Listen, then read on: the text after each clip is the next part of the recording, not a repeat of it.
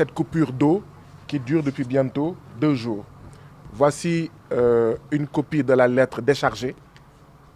donc, que nous avons déposée auprès de monsieur le directeur local de la Sen'Eau. Après avoir partagé avec lui, après lui avoir transmis les souffrances des populations de Ziguinchor qui vivent cette coupure d'eau, nous l'avons interpellé sur la date à laquelle il y aura, nous connaîtrons un retour normal de la distribution en eau. Parce que nous avons reçu, comme tous les Ziguinchorois, ou en tout cas certains Ziguinchorois, le communiqué de la Sen'Eau informant de cette coupure d'eau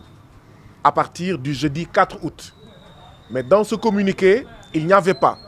la date à laquelle il y aurait un retour normal de la distribution en eau. Nous avons donc demandé au responsable local de Sen'Eau quand est-ce que l'eau reviendra à la normale, en tout cas sa distribution. Enfin, nous avons dit aux responsables de Sen'Eau que nous n'avons pas noté un système pour soulager les populations. Parce que dans d'autres localités, quand il y a des coupures d'eau, il y a un système d'approvisionnement, notamment par voie de citerne, des populations en eau, histoire de les soulager. Et nous n'avons pas noté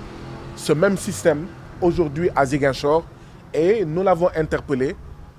pour voir qu'est-ce qui a été fait ou qu'est-ce que Sen'Eau au niveau local compte faire pour soulager les populations pendant cette coupure d'eau. bu ñu fi ñëwee aussi vraiment accueillir nañu bu baax a baax dalal ñu toog ci biiram waxtaan ñu xamal ko ne aussi askan bi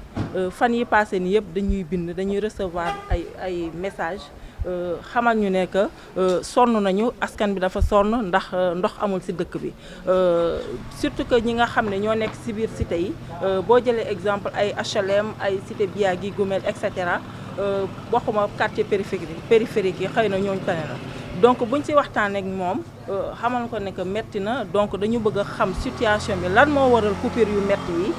ba heure bi ndox mënul am ci biir dëkk bi wax dëggaane xel bu mu ñu dalalee ba pare mu jox ñoo ay explication bi nga xam ne aussi c'est un peu acceptable xamal nañu ne que dafa am ay pièces yi nga xam ne dañ koy war a changer ndax parfois da ngay gis ne que couleuru ndox bi day changer donc pièces yooyu ñoom ñëpp a mobiliser wu société bi ñu nekk ci liggéey bu tar boobu